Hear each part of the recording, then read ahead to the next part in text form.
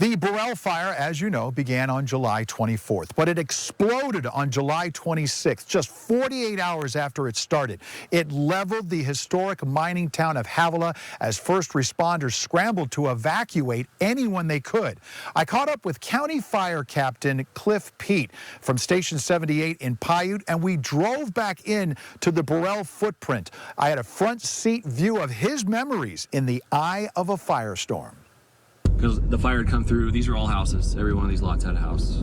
They're all gone. There was like 5 houses on that street. They're all gone, every one of them. Captain Peet joined me for a trip down memory lane, more like a nightmare on this street. 324, go ahead and just stage for now. And he's seen a few in his 20 years in the Kern River Valley, but nothing like this. We're looking good. I was looking east, and the fire had gone through, and I could just see homes on fire out in these hills that I didn't even know they were there.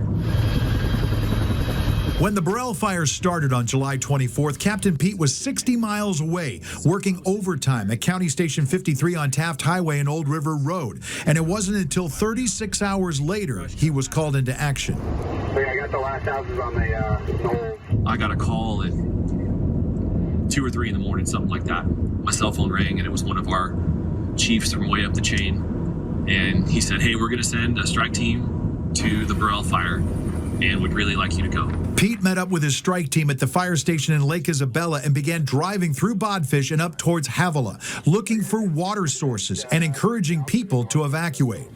That afternoon, the Burell Fire decided to help convince people to go. Somebody came over the radio that said, the fire has crossed Caliente-Bodfish Road in Havilah and is running to the east. And we looked at each other and we were like, no, the fire's up there. That's not possible. The Burell Fire erupted from several thousand acres to more than 35,000 in one day, racing down the mountainside and into Havilah. 20 Charlie, are you trying to reach us? One of the first rescue operations involved 2 sheriff deputies and a Forest Service member getting trapped by the fast-moving flames. Hey, Ty, we need to get out of here. We're on School Street, and a fire has jumped across the road. We're going to be dealing with multiple fires in our area. We got to that intersection, and the fire had already blown across the road. There were houses around us on fire, and I didn't commit to that road. The fire activity was too intense. I know that road, and I know there was not a place to turn a fire engine around for a long ways to go.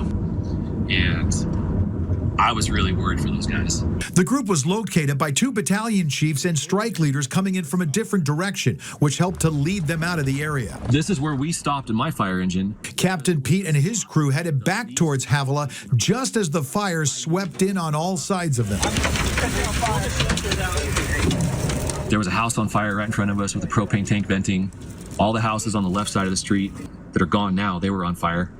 And so we stopped back there, and I said, we'll be safe right here. We'll let the fire burn around us. We're good again. And while we were sitting there, a woman pulled up in her little car. She's like, I got to get out of here. And I was like, please do not leave. Stay right here. We are going to survive right here. She said, my husband and my son, they stayed at the house. And I was like, where's the house? And she pointed at it over here somewhere. And I didn't have a response for that. But they survived. In fact, there were no fatalities associated with the largest fire in Kern County history. The structures weren't so lucky. So this is the old school house right here. So we pulled up here. This deck was on fire.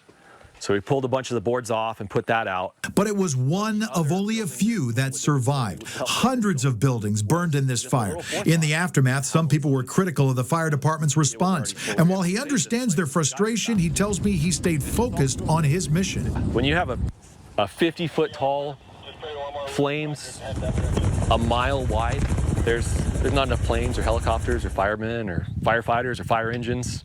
You can't stop that. You're just trying to manage chaos at that point. Peet said this year residents were much better about clearing defensible space. It's typical, he said, following a wildfire, but he keeps preaching it. Like, we want to help people. I don't want to see this happen ever again. And he encourages those who can to stay. I moved up here in 2005. But you'd come back.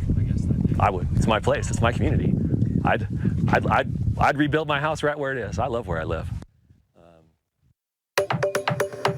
And we'd like to thank Captain Cliff Peet for taking the time to sort of like take us through his memories of the Burell Fire on that day. He did want to stress, and he said this many, many times during our journey around Havilah and through the valley of Walker Basin, that people need to think about defensible space, not just in areas like this, but just in anywhere where you are at the risk of any type of vegetation fire. Clear the defensible space all year round.